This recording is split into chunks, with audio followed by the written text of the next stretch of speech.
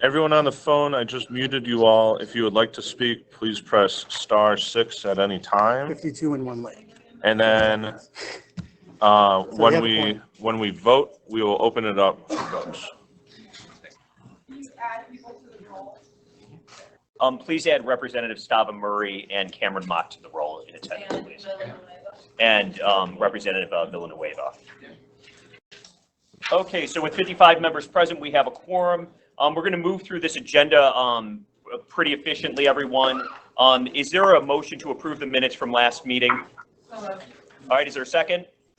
All right, all in favor say aye. All opposed say nay. Aye. All right, all opposed say nay. All right. Minutes are approved from last meeting. All right, we're going to move on Representative to the presentation. Kiker is now here. I'm sorry, who was that? Please add Representative Kiker to the roll. Kiker. We're now going to move on to the presentation that IDOR has put together. The intent of this presentation is to provide everyone a level understanding of the property tax system, and then to open it up for questions for Q&A from commission members only for staff of the Department of Revenue. So Sam, who's presenting from the Department of Revenue? Adrienne will be presenting from the Department of Revenue. Okay. Adrienne, are you prepared to present? I am, thank you. All right, great. Thanks so much. Gentlemen, I apologize. I'm going to be standing with my back to you, so if you'd like to move up. Can everybody see and hear me okay? Yeah. Sam? I'm Adrienne Bailey. I'm with the Illinois Department of Revenue Property Tax Division. I'm going to give you a brief overview of the property tax cycle in Illinois. Just briefly, the history of property taxes in Illinois. The Illinois Constitution has contained a provision for taxing property in direct proportion to value since 1818. So since Illinois has been a state, property taxes have been in existence. Until 1933, there was a combination of state and local taxes. In 1933, property taxes all went to be levied at the local level. So that was the end of state property taxation in Illinois. Then from 1933 to 1969, there was both a property tax and a personal property tax. In 1969, personal property tax for individuals was eliminated. Then for the next 10 years, corporations and business entities continued to pay personal property tax. In 1979, personal property taxes for businesses was eliminated, and now business entities pay what's known as personal property replacement tax, or PPRT. Sometimes you hear the PPRT local funds. That's the personal property replacement tax that businesses pay to replace the personal property tax that was eliminated in 1979. And since then, everything's pretty much been the same as far as our tax structure. Property taxes are governed by 35 ILCS 200-1-1 through 32-20. That's the property tax code. When we answer questions about property taxes, that's where our property tax laws lie, and we look into those and provide our guidance. The property tax cycle in Illinois is a 2-year cycle. Property taxes are paid in arrears. So assessment work that's being done right now in 2019 will be paid in 2020 on those 2020 property tax bills. So anything that's happening this year, we don't see financially until the following year as far as what we pay. The responsibilities lie throughout different offices throughout the property tax cycle. It's divided amongst different offices, and I'll get into some of those different offices and responsibilities. The first step in the property tax cycle, and I will say that some of these steps do happen concurrently, so levying may take place while assessment work is being done, but it can be broken out into 7 distinct categories. The first step is assessment, and the majority of assessment work is performed by both township assessors and chief county assessment officers. Some of you may know them as your county assessor or your supervisor of assessments. Those terms are interchangeable. There's a review period of assessment decisions, and that happens at county boards of review. So if a property owner has a concern about their property tax assessment, they may file an appeal with the county board of review, and they are allowed a hearing where that property tax assessment is reviewed, and the board of review will make a decision on value. There's state equalization that's calculated by us in the property tax division at the Department of Revenue. We certify that equalization factor, or some of you may know it as the multiplier, to the county clerk, and the county clerk applies that equalization factor. There's levying that takes place by the local governments, and that levy is certified to the county clerk. The county clerk also performs extension, where they take what the tax base or the equalized assessed value is and the levy, and they calculate how much money is going to be raised from property taxes. Next comes collection and distribution.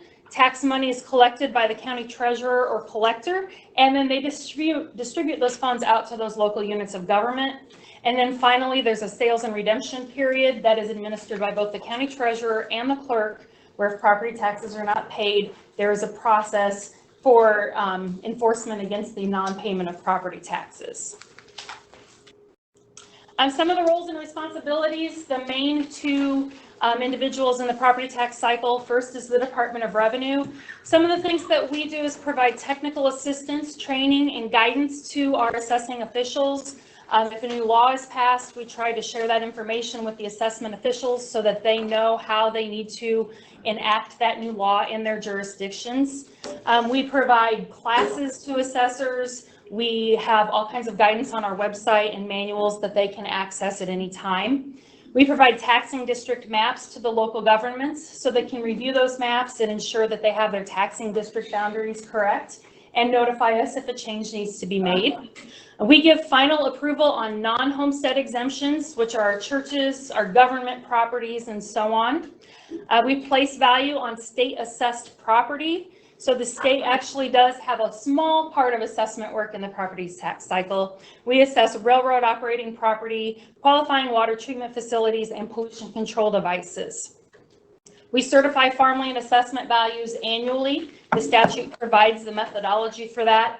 We work with the Farmland Assessment Technical Advisory Board, get those farmland assessment values, and we certify those to the counties every year to be used for assessment purposes. And we complete sales ratio studies and calculate tentative and final equalization factors or multipliers.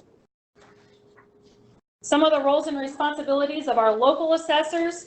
When we say local assessors, we're referring to both township assessors and chief county assessment officers or supervisors of assessment. They assess all of the properties in their jurisdictions other than the state assessed property. They're required by law to reassess all property in the jurisdiction at least once every 4 years. Every 3 years in Cook County, they're on a triennial reassessment cycle. They may revalue between quadrennial assessment years if the value is incorrect, or if, for example, I built a pole barn on my property, the county does not need to wait 4 years to structure up. They can pick it up if a change happens between those quadrennial years. They have to provide assistance to the residents of the jurisdiction. If a taxpayer has a question about their property tax assessment, their local assessor should be available to assist them with that. They can equalize as well if they see a need for that in their jurisdictions. They're required by law to notify taxpayers when they do have a change of assessment. They have to publish this in the newspaper, and then they also have to mail a notice to the taxpayer telling them what the change is. And then they complete required forms and reports and file those with the department every year. Max, can you hit next on my, Yeah. Oh, there it goes. Let me go back one. Okay, assessed value. Sorry, my slide delayed there for a minute. In all counties except for Cook County, so all 101 counties other than Cook, property is assessed at 33 1/3% of its market value. If my home is worth $90,000, my assessed value would be $30,000 for simple math. There are exceptions for preferential assessments. Farmland is assessed differently. It's assessed according to a use value. Open space, historic properties. There's a number of preferential assessments that are allowed in the property tax code that receive an assessment other than 33 1/3% of market value. In Cook County, property is assessed based upon its classification. Classification was approved via referendum by the Cook County Board, and there are 9 different classifications ranging from residential to commercial industrial to various incentive classifications. The main ones being vacant land, residential property, apartment buildings of greater than 7 or more units, not-for-profit organizations, commercial industrial properties, and then the various incentive classes. The assessments range from 10% for residential properties to up to 25% for commercial industrial properties, depending on how the Cook County Assessor's Office classifies that property. Some other considerations just to be mindful of when we're talking about how property is assessed in Illinois. Exemptions affect the end result of what somebody pays on their property tax bill. The Property Tax Extension Limitation Law, or Ptl, many of you have heard it referred to as Ptl, tax increment financing, or TIF, enterprise zones, and then other incentive programs such as abatements. Exemptions exempt or remove assessed value from the property tax base. There are two types of exemptions. We have the non-homestead exemptions, which I talked about briefly, that are approved by the Department of Revenue. And those are our churches, our schools, our government buildings, certain charitable organizations. They file an annual application, or they file an application with the county requesting that exemption. The county forwards that to the Department of Revenue. We review it and we make our determination. And then we have homestead exemptions. You're probably familiar with these. We've got general homestead exemption, senior citizens homestead exemption, standard homestead exemption for veterans with disabilities. There's a number of different exemptions. These are some of the most common ones that we hear talked about. Property Tax Extension Limitation Law is designed to limit the increases in property tax extension, or the total taxes billed, in qualifying jurisdictions for non-home rule districts. Ptl does not cap individual property tax bills or assessments. Sometimes people call it the tax cap or the assessment freeze, and Ptl does not freeze assessments. It allows a taxing district to receive limited inflationary increases in the extensions on existing property. Then they get an additional amount for new construction if they have something new in the jurisdiction that year. The Ptl limitation is the lesser of 5% or the increase in the National Consumer Price Index for the year preceding the levy year. It can be increased if a taxing body has voter approval, so that they put a ballot referendum and ask for an additional increase. And it's up to the voters of that district whether they can go above the Ptl limitation. So when we're talking about a tax base, we're talking about the total equalized assessed value minus certain homestead exemptions, plus that added value for that state assessed property, which is a very small portion of the tax base. So if I want to know what my tax rate is going to be, I have to know what my tax base is, and I have to know what each of those local jurisdictions has levied. How are you doing? Good, how are you? So for example, if I have a school district and that school district levies for $275,000, and that taxing district's tax base, or the total EAV that is comprised of that tax base, is $5,550,000. My tax rate for that school district would be 4.9548%. We go out to 4 decimal places for property tax purposes. So it's a simple calculation once you know what the levy is and what the tax base is. My individual tax bills, to know what I will be paying as a homeowner, I look at my property's taxable equalized assessed value, and then multiply that by my aggregate tax rate. My aggregate tax rate is the combination of all of the different tax rates where my property is located, for my county, my township, my school district, community colleges, municipalities, mosquito abatement library boards, all the different taxing bodies that my property falls in. I add up all of those different tax rates, and that gives me my aggregate tax rate. So whatever my property's EAV is, I take that times that aggregate tax rate, and that's what I'm going to be paying on my property tax bill that year. Tax sale occurs after the last installment of the property taxes are due. The county must follow specific guidelines. They have to publish the delinquent tax list in a newspaper, and they have to apply for an order of judgment through the circuit court. Property itself is not sold. This was something that was new to me when I started in property tax. I was always told you got to pay your property taxes, or they'll come take your property.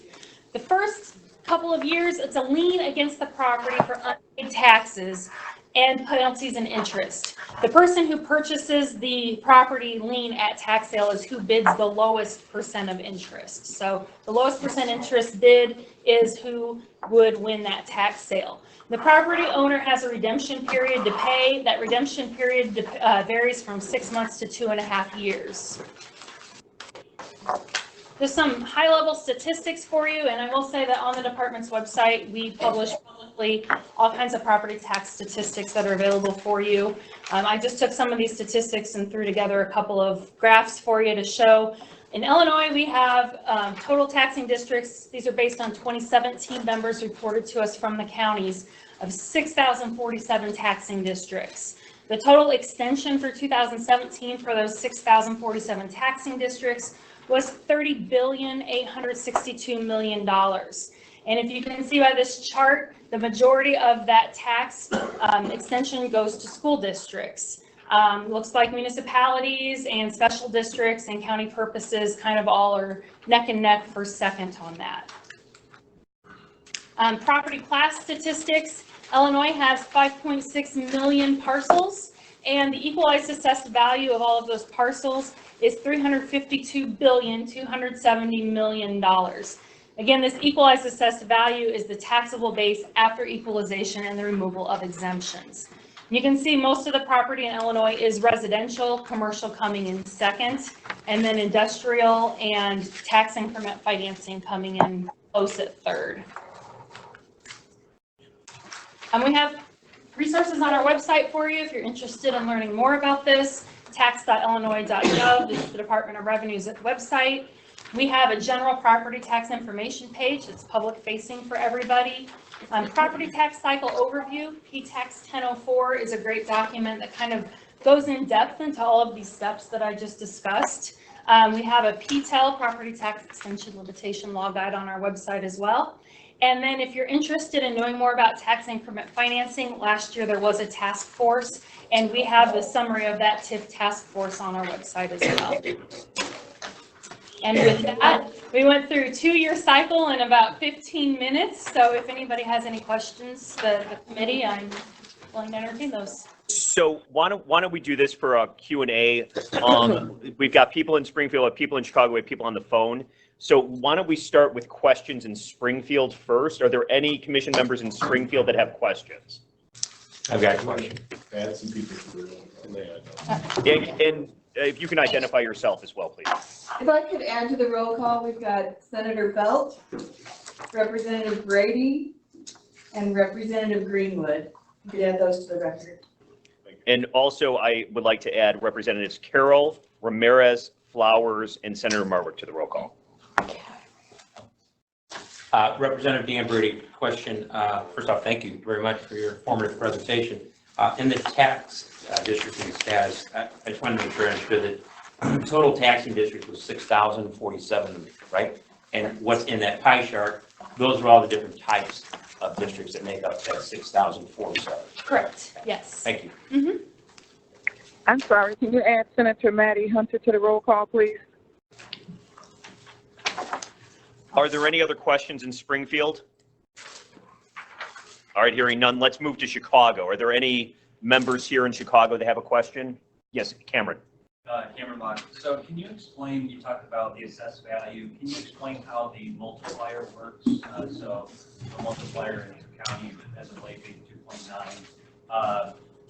Less folks think that Cook County properties, residential properties are at the 10% assessment value or meaningfully different than that of other non-Cook properties. So the question was about how the state multiplier works. The counties are required to file annual reports with us, as well as we complete sales ratio studies, and we look to see if the property in the county is being assessed at the level of assessments it's supposed to be assessed at.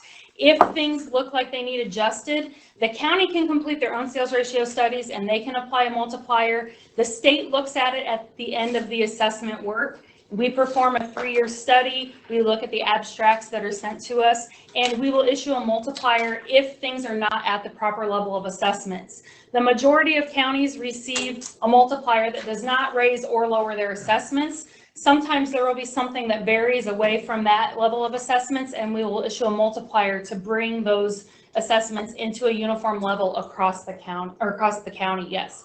And the purpose of that is if we have overlapping taxing districts, that makes sure that the burden in those overlapping taxing districts is equal. So one district may be underassessed and one overassessed. It's to make sure that they're both paying an equal or fair share of the property tax burden. So if I may, in summary, in Cook County, you have a multiplier as of late and a recent history of about 2.9. So basically, the assessed value of 10% is then multiplied by the multiplier of nearly 3%, as opposed to the other counties, which generally speaking are about a multiplier of 1, which means 33% is more than 1 to get to 33%. So the multiplier times the assessed value, the relationship of the taxable value then in Cook County is similar to the others because of that multiplier. Correct. Cameron, do you have any other follow-ups? No, Yeah. Senator Wilcox, follow up to that question. Can you talk about how you apply the multiplier to every property in a county and how you compare the difference in market value movement? So in other words, if $100,000 homes are selling for $107,000, that would look like a 7% increase above assessed values. But if homes over $400,000 haven't sold in recent years, or businesses of a certain amount, how do you handle that disparity in the market that we've seen over the last decade compared to prior to 2008? The state multiplier is applied to all properties in that county, I should say, in the county. So we perform sales ratio studies. Every sale that takes place in the county is required to be filed on a P-Tax 203 property declaration.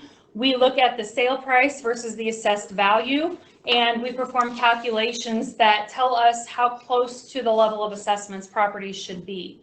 When we issue a state multiplier, we're looking at all of the numbers as a whole, not just one individual class of property. The counties have the purview to apply their own multipliers if they feel, for example, commercial properties may be overassessed or underassessed, and residential looks like it's right on where it should be. The counties themselves can apply a multiplier to a specific class of property or a certain township or a certain area of the county if they find that things are over or underassessed. State multiplier is for the county in entirety. So the assumption for the state multiplier is that all properties rise and fall at the same rate throughout a county. I don't know if it's a rise and fall. It's that we're looking at the numbers and we're determining how far off of that perfect level of assessments the properties are.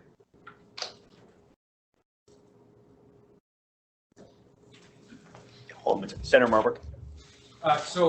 Follow up again to the question of the multiplier. Cameron pointed out that residential property in Cook County is assessed at 10% as opposed to 33% in the rest of the state.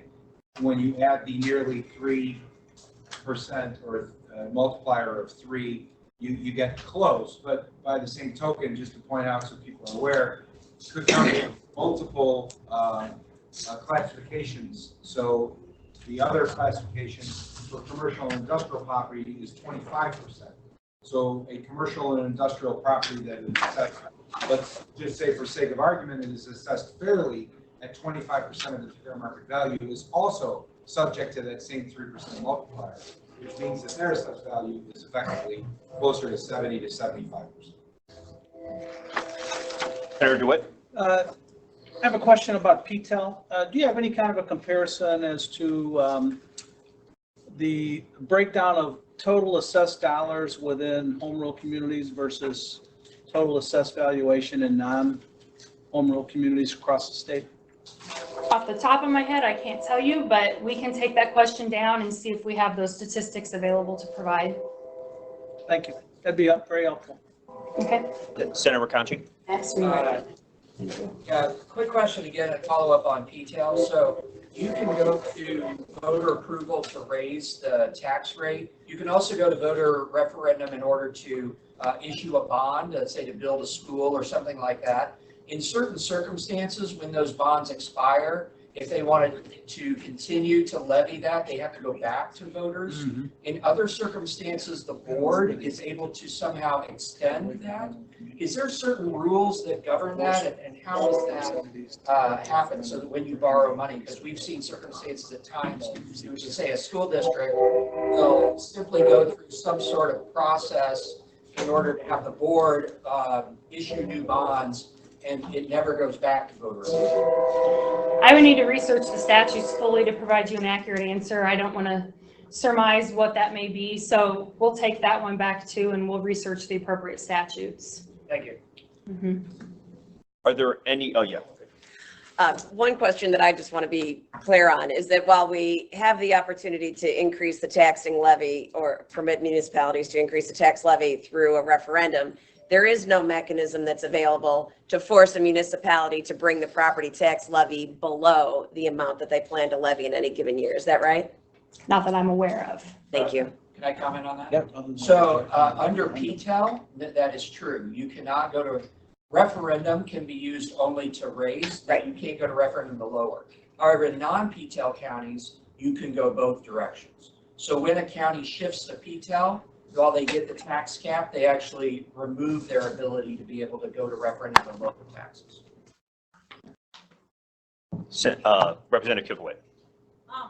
I just have a question with regards to valuations. I know that farmland and open space is valued less in terms of formula, and strip malls have a different formula. So are these formulas dictated in state law, or are they done on a county level, or how are these different formulas for the different property assessments in place? Farmland is a preferential assessment, and state law does discuss the different factors that need to be looked at to determine what those values are annually. And there are statutory limitations to the increase in farm assessments annually. When you talk about strip malls, we're more talking about our property that's assessed at 33.25% of market value, and assessors have three approaches to value that they should use when they are valuing property. These are standards that are set forth by the International Association of Assessing Officials. A lot of these practices and principles are universal. Any other questions from Chicago? Are there any members on the phone that have questions? Representative Kiker. Go ahead, Representative.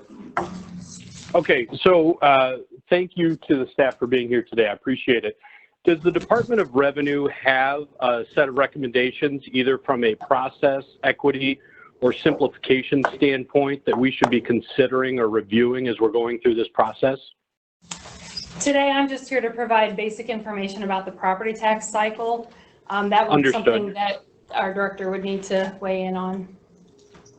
Okay, so do you guys maintain any type of suggested recommendations or anything?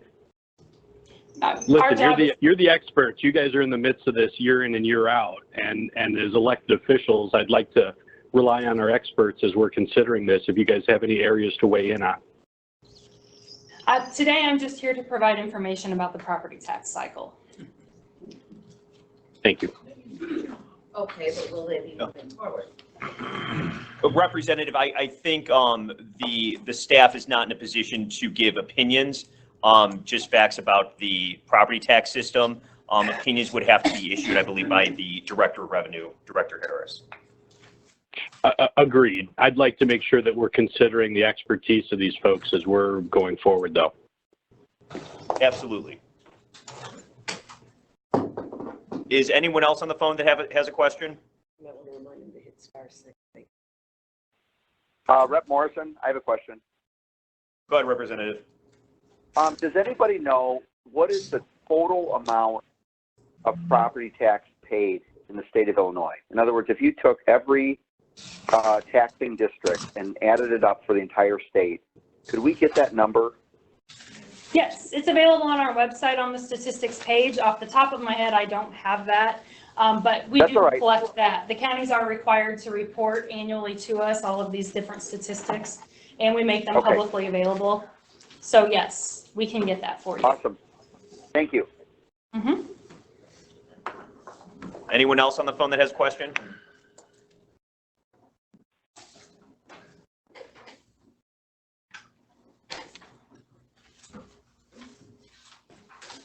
Okay, it doesn't seem like anyone else is on the phone that has a question. Final call for questions in Springfield. Anyone in Springfield have any follow-up questions?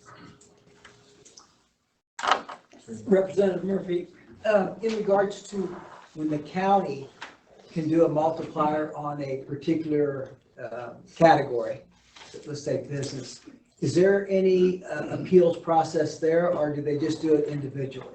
There is an appeal process. If that application of that multiplier would happen to raise that property's equalized assessed value above what it should be if it becomes then overassessed, yes, they can appeal their property's value because of the application of the multiplier. Final call in Chicago for any follow-up questions? Okay, final call. Any additional questions? All right, hearing none, we are completed with this agenda item and we'll move on. Adrienne, thank you very much, and to the staff, thank you very much for taking the time to present. Okay, agenda item number 4, new business. This isn't really new business, just a quick update. Later this afternoon, Sam is going to be sending out an email to all the commission members with the subcommittee membership list. Everyone who submitted their requests, everyone got their first choice. Majority of everyone got their second choice as well. And so that will be going out this afternoon. Sam will send out the list. That's just a quick announcement. Is there any new business? I have new business. Co-Chairman Yingling, one of the things that we do have the ability to do under Section 4.7 of the rules is a majority of the task force members also may create a subcommittee to evaluate, study, and/or propose policies to the entire property relief task force. And I would like to make a motion that we create an additional subcommittee that is directed to analyzing conflict of interest issues relating to our property tax system. Can you give an example? Yeah, all right, so hold on. We've got a motion by Representative Mizaki, seconded by Representative Welter. Discussion. Sure. As the basis for the motion, I think that there have been various allegations that have been made that our property tax system isn't fair, and a whole variety of reasons for that relating to potential conflicts of interest, either with people who are participating in the system, people who are on the levying side, who are on the appeal side, who are on the TIF side. So I certainly think that because this is an issue that's more generally related to a whole host of issues that we're going to be looking at, and to the extent we want to actually be bringing some additional reforms, that's certainly an issue that the committee should be looking at in a subcommittee. I would like to know, why should it be in a subcommittee when it can't be the committee as a whole? Because we all may have some information that we would like to add to that discussion. Sure. I don't think that the subcommittee is going to be limited in terms of taking input from members, just as having a TIF subcommittee or an assessment subcommittee is going to be limited from taking input from all the members. I would certainly hope that all of us, because so many of us do in fact have exposure to and experience with the property tax system, would be able to contribute ideas to that. So I don't think a subcommittee would be closed to that. I think we just need to make sure that it is a topic that we focus on and don't let it fall to the wayside as we're going through this process of looking at how can we do more comprehensive property tax reform.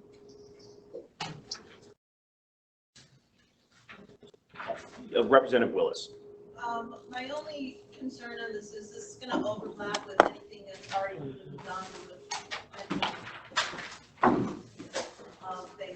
Their charge is to investigate conflicts of interest, whether with legislators or other taxing bodies along that way. So I'm just wondering if we're going to possibly go into waters that we shouldn't be treading in at this point, because somebody else is already dealing with it. Did I say Representative Evans? Yeah, also, you know, with being so many of us, I would like to keep this task, so I can keep coming, keep this task force as nearly focused as possible. You're bringing up ethical issues that are going to take us into another category. So my suggestion would be we really focus on property tax. It's already too big. People have to be educated on it. And we narrowly focus. Political game, we just got to focus on property tax. Folks are clamoring in my community. Property tax lawyer.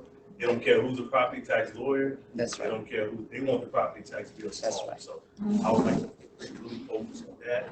And just leave the ethics and the political pandering stuff for another time. Really focus on property tax. Senator Wilcox? I'm not sure I heard her ask about the ethics of individuals. I thought I heard the conflict of maybe an entire industry or an entire segment of folks involved in the property tax process. So I think if we keep it to less the ethics of individuals and more the systemic potential conflict of interest between those responsible. I think I support that idea. Senator Morrison here. May I speak? Yeah, go ahead, Senator. I'd like to speak in favor of the motion. I've heard from constituents that have concerns about a conflict of interest coming from the assessor's office, particularly when they are also realtors in one particular case. So I think as long as we keep it narrowly focused, I think this is an appropriate request for a subcommittee. Representative Kifwit. I just want to request this request be bounced against the actual enacting legislation to make sure it's within the confines. And I do think if we can look at it in the context of how these would lower property taxes to stay within the confines of the legislation and not delve off into other areas that might not be pertaining directly to lowering property taxes. So if I understand you correctly, Representative, you would want, if this subcommittee were to be created, you would want it created narrowly looking at reduction of property taxes. Is there any conflict of interest that's increasing property taxes? Okay. Correct, yes, so we stay within the confines in which was enacted on the legislation of this task force, which is to reduce property tax. Representative Flowers. Well, I agree with you, Representative. The task force was created to reduce property taxes. Can we put a period right there? And so I don't want this issue to take us afar from the main issue. And in the process of us reducing the property taxes, to me, we will then unfold what the other problems may be that will be an impediment to us to reduce the property taxes. And if that means the conflicts, it'll be the conflicts. It'll come out in the wash. That's how I see it. Representative Hurley. Just because last month we all agreed on those subcommittees. We had discussion, we added another one, we voted on it, we agreed upon it. We've sent emails, we have those, we volunteered for certain committees. That's our kind of set. And I would hate to come to every meeting and ask for another property tax subcommittee, which we could probably branch off in a lot of different ways. So I'm in favor of just keeping with what we have, go forward with that. It's been established, it was discussed, and that's why we're here. Senator Holmes. I think what we're doing is, we've got a very limited time since we are supposed to be there by the end of this year. And I do think the number, as Representative Evans said, the number of people that are on this.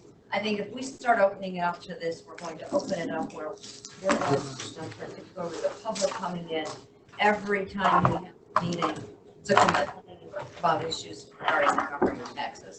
Quite frankly, we don't get to all have a conflict since, guess what? I don't know about you, but I'm a property taxpayer. Mm-hmm. That's right. So I think we should keep it to the limits of what this was originally set up to address. Any other comments or questions from Chicago? Anyone in Springfield have a comment? I do.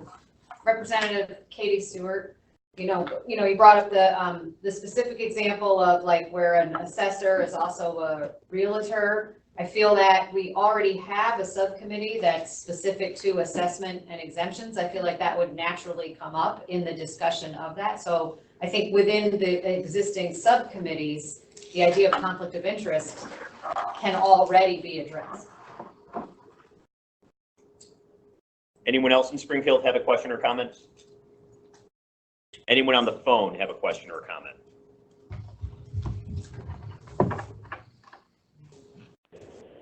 It's Worley. Wow.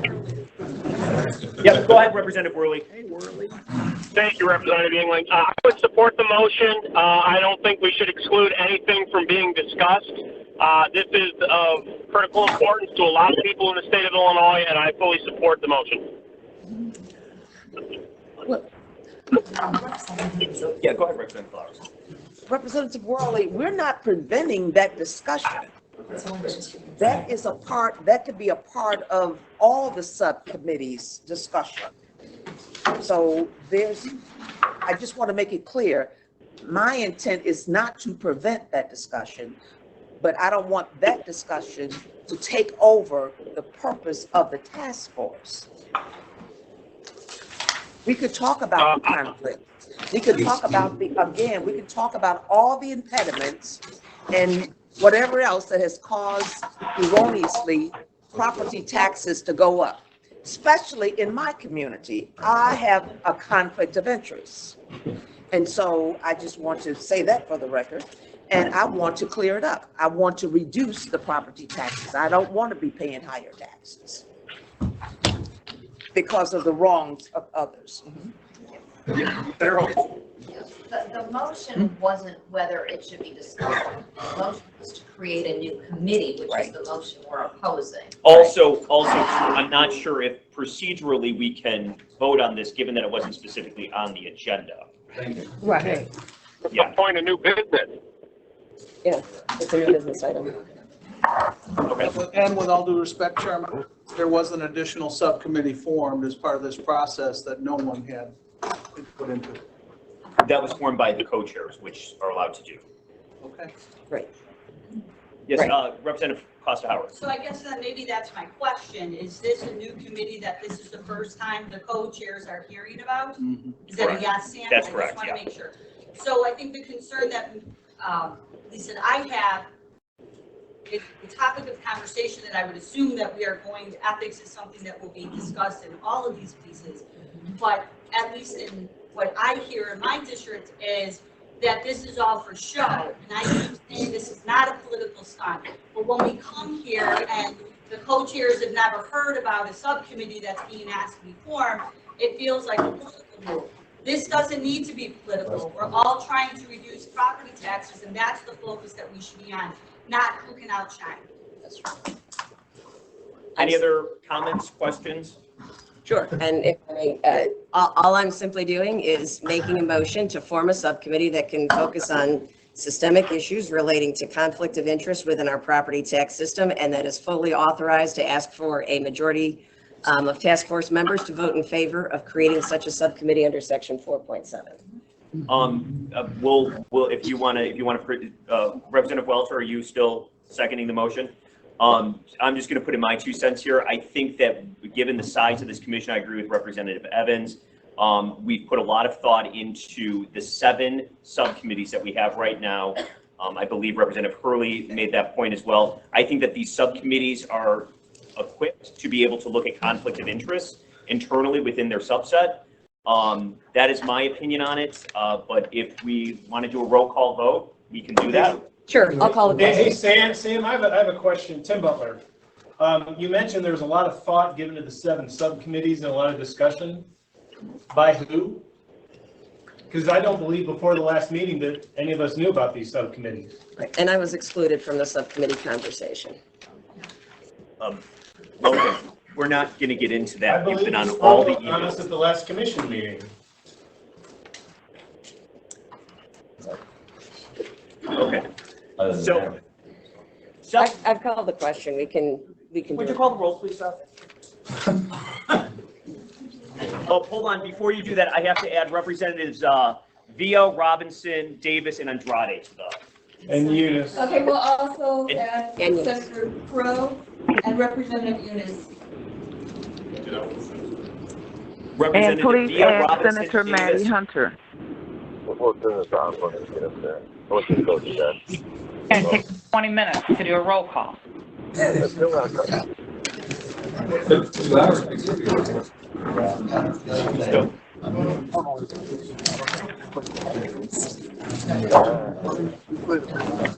You know what? All right, you guys. The question's been called. All in favor of creating a new subcommittee? I call for a roll call vote. You can't do it on partisan because people on both sides of the hours. All right, go ahead and call the roll, sir. Did you add Maddie Hunter to the roll, please? Yes, Senator, we've added you to the roll. Okay, good. Okay, thank you. Thank you. Thank you. Senator Bell? Not in favor, Hi, no. Ann Gillespie join.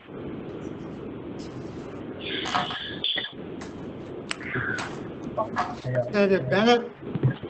Ooh. Thank you. Bye-bye. Representative Bennett? I vote in favor. Representative Brady? Yes. Representative Burke?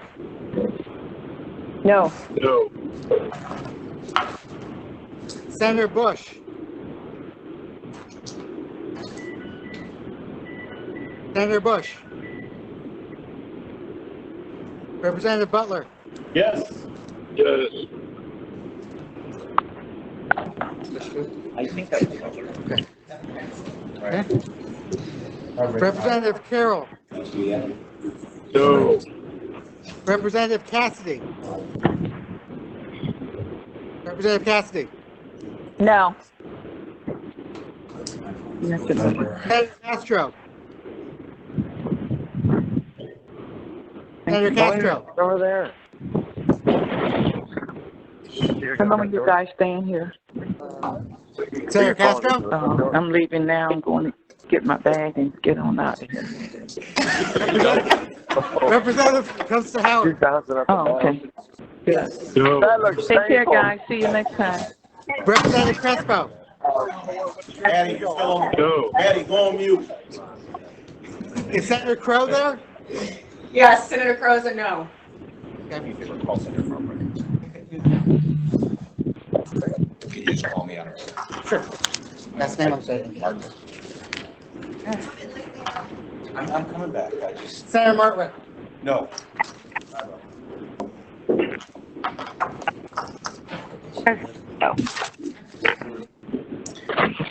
Senator Cullerton? No. Senator Cunningham? Senator DeWitt? Yes. Representative Dudek? No. Senator Ellman? Senator Ellman? Representative Evans? No.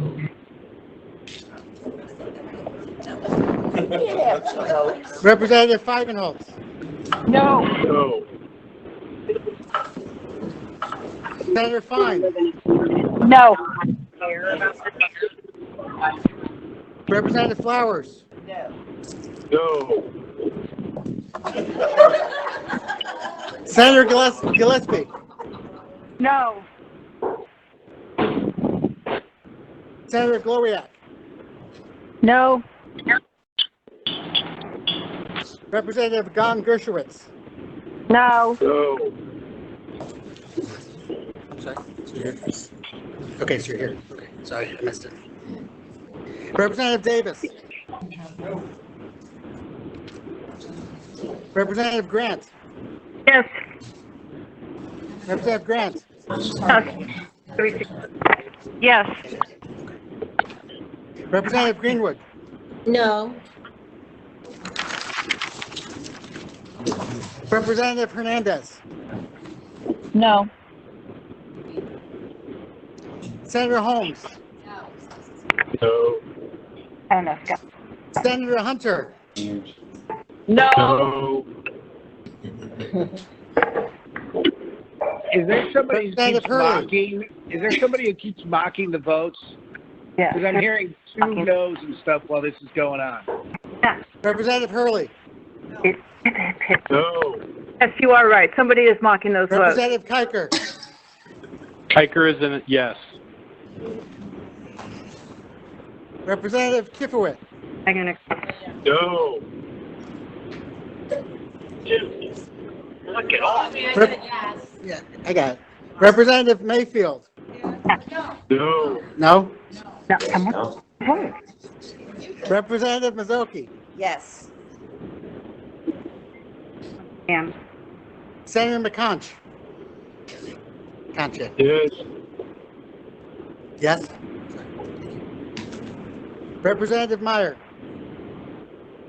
Yes. Representative Myers Martin? No.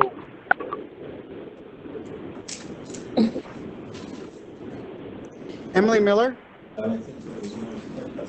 Present. Cameron Mock. Representative Morgan. Just for starters, whoever is mocking everyone, I think it's incredibly inappropriate, and I ask that you stop it. I'm a no vote. Senator Morrison. Yes. Representative Morrison. Yes. Republican. I don't care. I'm right on this. Senator Murphy. Yes. I didn't. Representative Murphy. Yes. Representative Mussman. No. Representative Pappas. Representative Ramirez.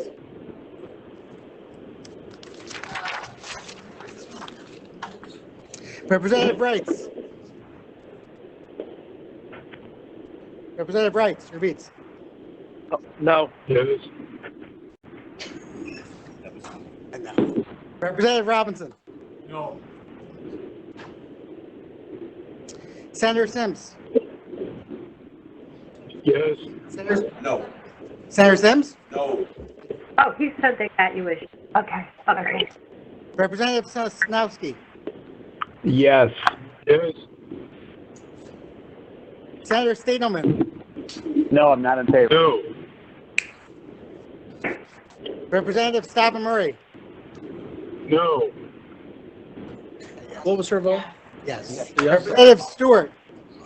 No. Senator Tracy. Senator Tracy. Yes. That's not Senator Tracy. Representative Ugasti. Yes. Representative Villa. No. Via is a no.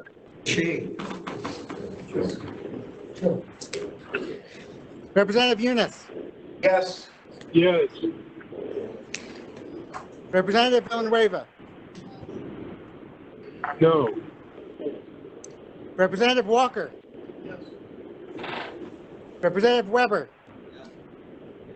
Representative Worley. Worley's a yes. Yes. Representative Welter. Yes. Senator Wilcox. No. Representative Willis. No. Representative Ednick. No. Representative England. No.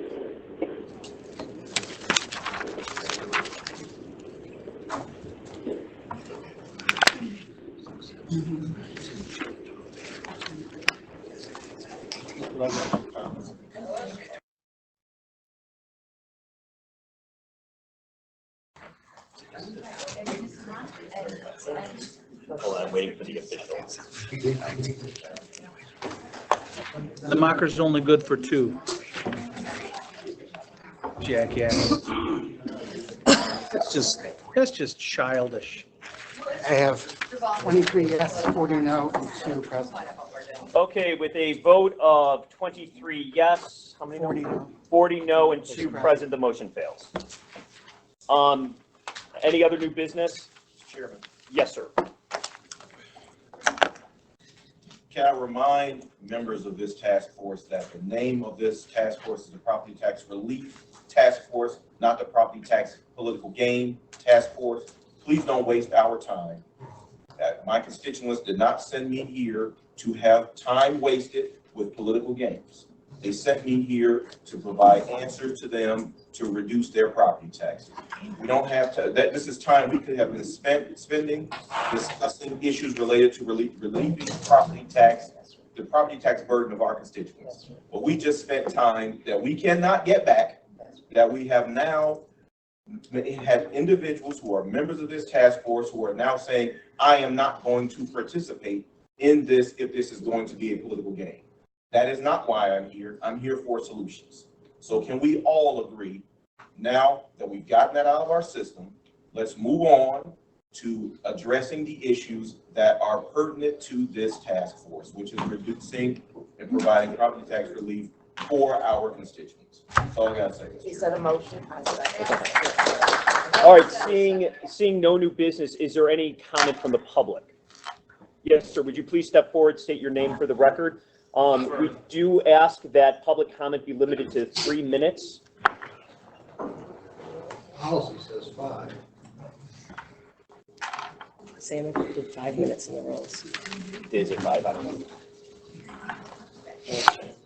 My name is thank you. 5 minutes. My name is Anthony Travis, and I represent a coalition of organizations who want to see property tax relief. And we want to see it under the banner of consolidation of our schools, our government, and our pension system. We have 7,000 units of government, more than any state in the union. We're the second highest property tax system in the union. We got 856 school districts that we don't need. And we would like to cut that down to 102, because that's how many counties we have. Also, as I was watching the lady from Idor is part of the problem because they have no strength. And Cook County is separate from the other 101 counties. We want that to end. We want all the counties to be the same. If we're gonna make this system work and we're gonna save our state, then we gotta put an end to the separatism. We gotta put an end to how Cook County do stuff and how the rest of the state does stuff. Because it is causing us pain in the pocket. Now, New Jersey is #1 when it comes to property tax. We're #2. And we're only looking at a few percentage points. The representative out of New Jersey made a statement. If you want to make New Jersey affordable, consolidate your school districts. We got 9,000 executives about to get, they do get $100,000 each. And their pension is between 1.3 and 1.4 when you total up their pensions. We got 653 separate police and fire pensions in our state. Folks, 20 years ago, maybe 30 years ago, that system makes sense. The system don't make sense no more. Prime example, you take the south suburb, you got 45 communities that make up the south suburb. That gives you 45 police chief, fire chief, public works directors, all that costs money. Then you go to proviso, where you got 14 communities, 14 police chief, fire chief, public works directors, all that costs money. Folks, in 1979, when I was a student at Circle, we studied regional government. We got CMAP, 50-50 plan, 20-50 plan, 20-40 plan, 20-30 plan. I've seen all of the plans. And my cohort, reading, we've seen all these plans. And they talked about regional government. Folks, if we ever need regional government, we need it now. And if you folks, our leaders, if consolidation ain't on the table, then folks, you guys are blowing smoke in this room to us taxpayers. We got to have consolidation. And Chicago is not an island unto itself.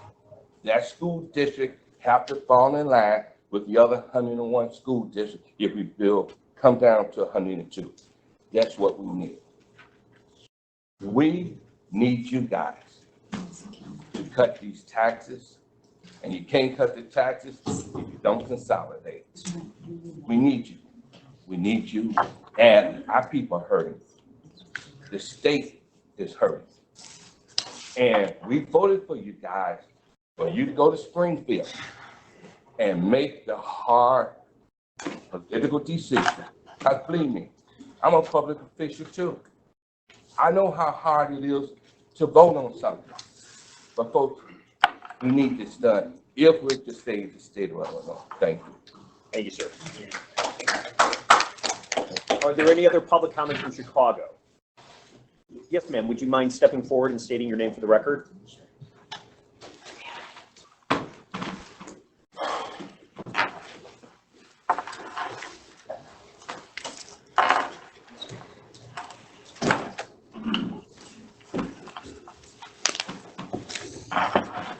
Hi, I am Professor LaShondra Graves, founder of Apartment Housing Rental Foundation, founder of Takes a Village One Real Estate Development Firm.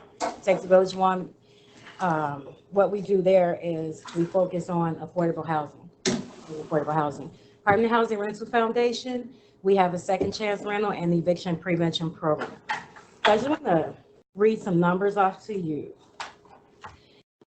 In Rockford, Joliet, Peoria, Springfield, Aurora, Elgin, Naperville, and Chicago. Between these 7 cities, 28.94 families were evicted every day, every quarter in Illinois. The results of the property taxes being raised in Illinois is going to result in market rent being raised. And when market rent is raised, everybody's going to be outpriced. In 2008, when the housing market burst, all of the rent, it forced people to rent.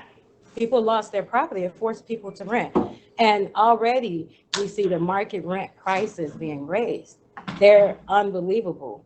People are outpriced. I'm not going to even talk about the minimum wage situation, but I do know, because this is what I deal with every day. I've been dealing with this for 5 years. I do know that people can't afford the rent prices. I had a question. My question was, how are the rental owner taxes categorized? I heard someone talk about the categories for taxes, and to me, commercial taxes and residential taxes, when most of the residential taxes are not owned by the residents, then that's a problem. How do we categorize the residential tax? Right now, I am working in California. Apartment Housing Rental Foundation is working in California, Indiana, Charlotte, Texas, Wisconsin, Illinois, Pennsylvania, and Louisiana. Because across the United States alone, there were 2.3 million evictions filed, 900,000 families evicted. Now, I know that we're talking about Illinois right now, but I'm talking about the United States alone. This is a problem.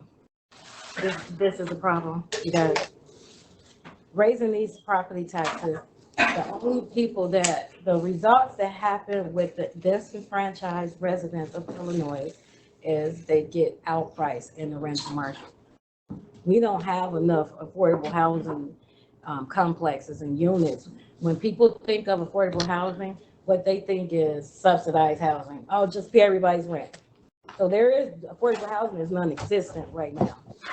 And this is what I do every single day. For 5 years, I've placed over 1,000 families, over 1,000 second chance families for over the 5 years in these 7 states. We can afford to raise those taxes. Thank you. Thank you, ma'am. Is there anyone? Yes, sir. Please step forward and state your name for the record.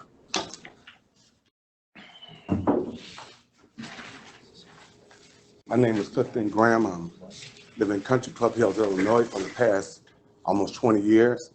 I've seen my property tax in the South Suburban region more than double, from approximately $6,000 to about $13,000, $14,000.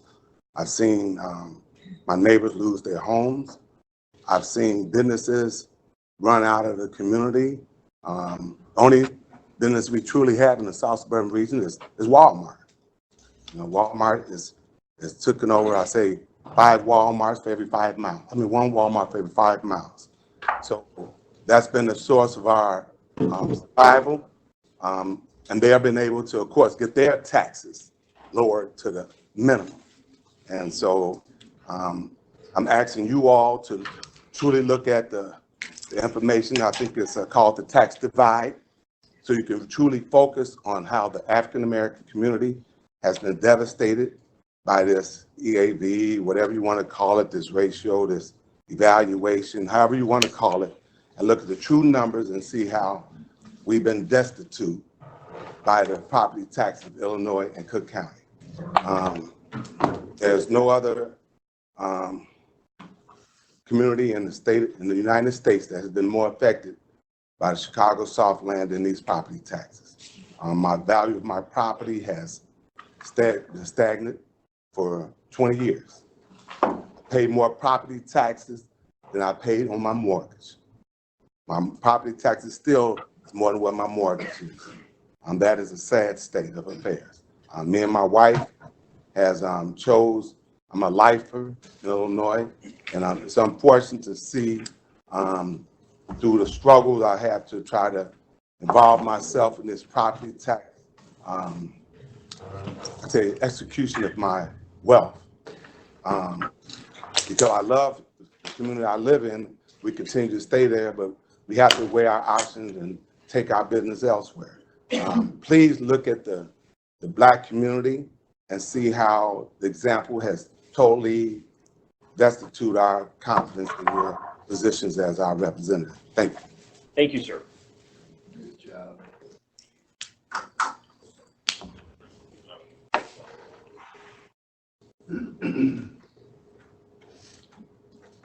Sir, if you kindly state your name for the record, we'd appreciate it. Reason Fellows, I represent the National Black Agenda Consortium and also a part of the tax committee here today, statewide. I'm a former resident of Chatham, which is one of the richest, wealthiest Black communities in the United States. I grew up there. And so we have a situation, I want to talk historical. We had Renaissance 2010, and that gave us charter schools. Then we had the 2020 Metropolis. Then we had the 2030 for transportation. Then we had the 2040 plan. And now we have the 2050 plan. And then we had the CHA transformation where we moved massive amount of Black people off prime land like Katrina with no water. And so then we create these little people, our brothers and sisters come in the community and create fractions of gang and drug wars that's created by this city. The report of the Metropolitan Planning says this city has created $4.4 billion in segregation in this state of Illinois. We've been here. John Baptiste DuSable founded here. We have stake here. The largest concentration of Black people in the United States are in Cook County on the west and south side of Chicago. And we have been isolated and gentrified out of this community on high taxes, taxation, no representation. It's got to stop. It has to stop. We also have the Berman 100 plan. Then that's the 2046 plan. In all of these plans, Black people are not included and being pushed out, and yet we pay the hell of a price to be in this state and this country. This is the 400-year commemoration of us being captive and brought to this country and being in captivity August 20th. Being captives and made slaves, didn't come as slaves, kidnapped and put into slavery. And we helped build this country, helped build this city and state. Our people have to stop, and we have to be included. Cut us in or cut us out, or cut it out. Thank you, sir. Are there any other comments, public comment from Chicago? All right, seeing none, are there any members, or is there anyone from the public in Springfield who would like to participate in public comment? Yes, Representative, there is. This is Rochelle Crow. We have several. Great. Senator Crow, would you mind facilitating that in Springfield? Certainly. Thank you. Yeah. You can just go to the middle and tell us your name, and please limit your comment to around 3 minutes. Fine. I'm sorry, Senator Crow, that was my mistake. The 5 rules minutes. allow for 5. You're fine. My name is James Donasso. I'm a lifelong resident of 52 years of the state of Illinois. I was originally born and raised around the south side of Chicago, moved down to central east Illinois, so I have a little bit of experience of what it's like to be in Cook County and live up there, and also what it's like to live in a more agricultural rural county. So I've had a kind of a unique perspective over my 52 years. I do own real estate. I own 3 homes in a commercial building. One of the homes is in Cook County. Another one, two of them are down in Coles County, Illinois. And I'm here representing myself, but I'm also here, I feel, representing several people from central and rural Illinois. One of the most important issues facing this state is the property tax issue. And one of the reasons we have one of the highest outward migrations of any state is simply because of the property tax issues. I've heard that it's because of the weather. That's nonsense. It's because it's hard to do business here and it's hard to live here. And a lot of this burden has been brought on by our government. The people of Illinois are good people. The state is a good state. It has potential to be excellent, but we're not. We're bottom of the barrel. We're 49th out of 50. Unacceptable to me. Unacceptable as a resident. It's appalling. I tried to add up the attendance. I don't know how many. Let me ask a couple of questions. How many are actually on this committee? No, I mean, not by show of hands. How many people are on this task force? Total number, does anyone know? It's approximately 90. Approximately 90. Well, I counted, I could be off a few. I tried to write as fast as I could. I counted 34 absentees. For having one of the most important issues affecting our state, I think we should have no absentees. Why people are not here, I understand some people might be sick. They might have some sort of family commitment if someone's sick. But other than that, everybody should be here. We're paying you to be here. I had to take off work today, and I'm not getting paid to be here. Those are supposed to be here. They're getting paid, not here. Unacceptable to me. I'm an angry taxpayer because of what's happened to my state. Okay? So that's unacceptable. One of the things that hasn't been addressed, and I'm not a politician, and I'm not afraid to say it is, and I heard it partially hinted at, is if we don't address corruption in this state surrounding our property tax system, you're never going to get it right. Okay? When we've got, and I'm not afraid to say it, when we got leaders of our legislative bodies that have a vested interest in seeing high property taxes and profit from it, you got a conflict of interest. And if you think the people of Illinois don't understand it, you're fools. We do understand it. When some bills can't even be on the floor of the House because they're stifled in committee, and people can be taken on and off committees, and you can't bring stuff to the floor that affects the people. We literally have people in our community that have to decide whether they're going to make their property tax payment or buy groceries and medicines for their elderly parents and grandparents they have to take care of. That is a choice nobody should have to make. And if you are so out of touch that you don't understand that the burden being placed on people in our communities, especially the African American communities on the west side, we were up there a few weeks ago, then you are so out of touch. You have to fix this broken system. You have to address corruption, and you have to find viable solutions. No smoke and mirrors, political games, just to make it sound like you're doing us a favor. You are not doing us a favor by increasing our taxes by passing 23 tax increases in the last legislative session and then saying we're going to give you a few $100s of property tax relief. That doesn't work. It doesn't work. It doesn't help me to steal $2,000 out of my garage and give me $200 back at my front door. It doesn't work. There's a reason why people are leaving the state. You need to wake up and understand it's too expensive to live here and people are going to leave. Do something about it. We're paying you. Do something about it.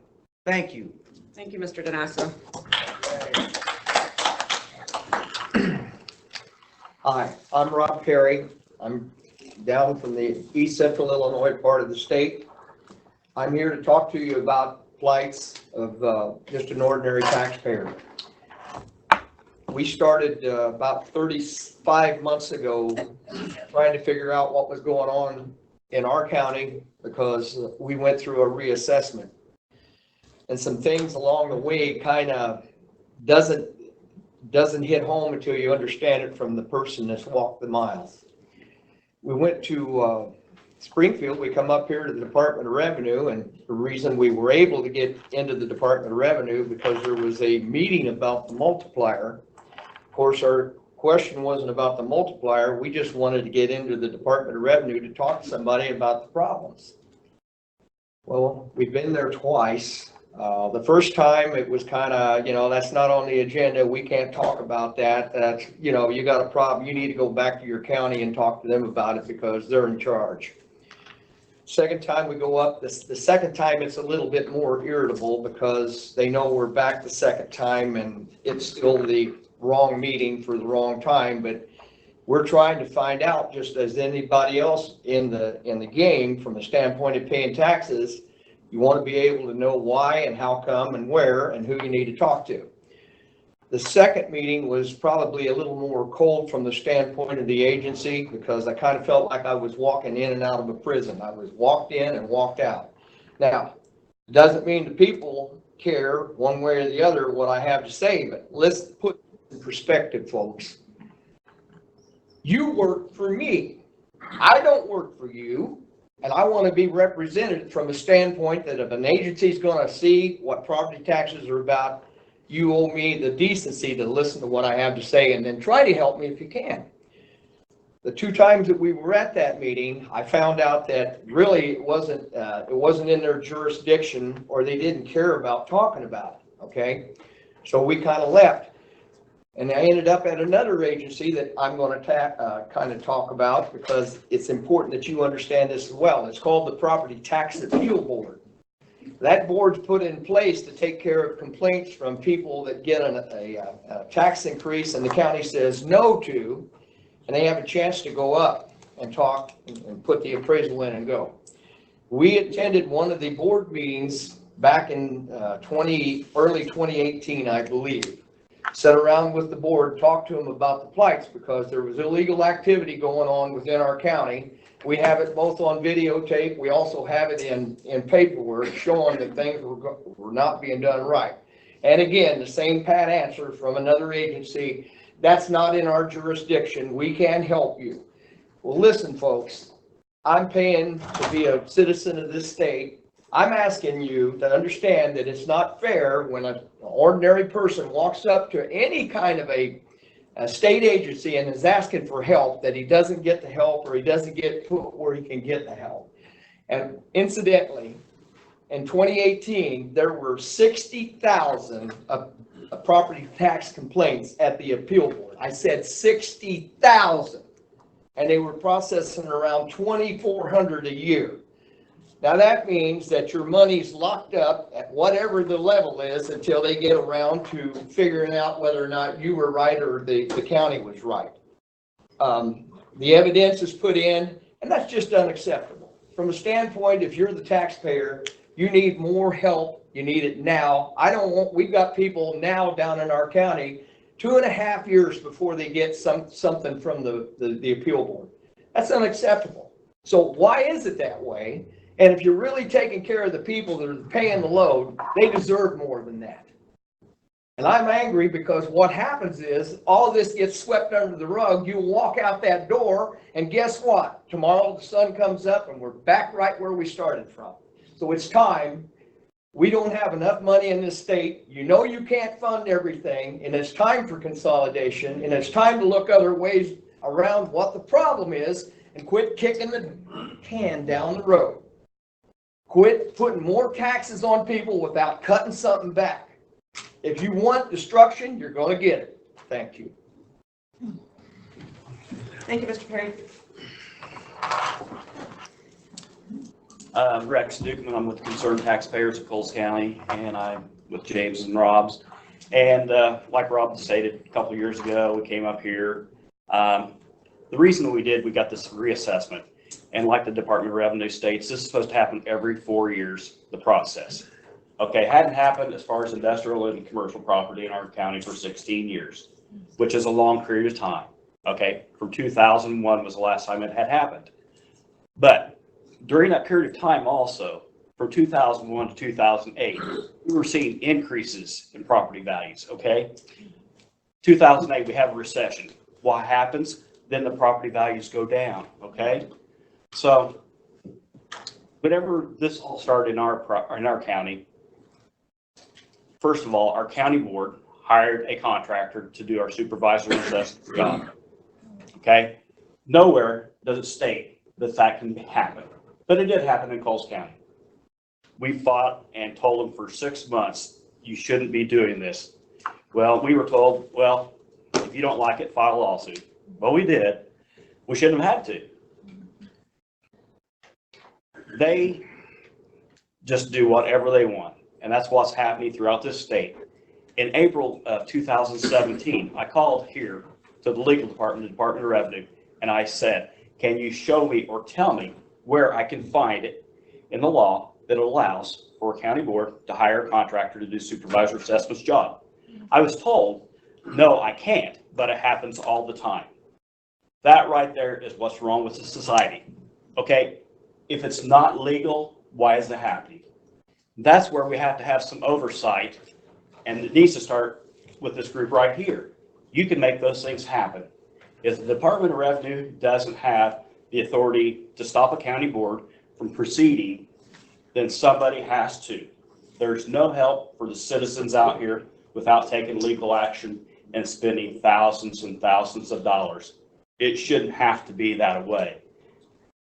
We have a great state, we have great people. We need to do what's right for our people so we can once again be proud of where we do live. Thank you. Thank you.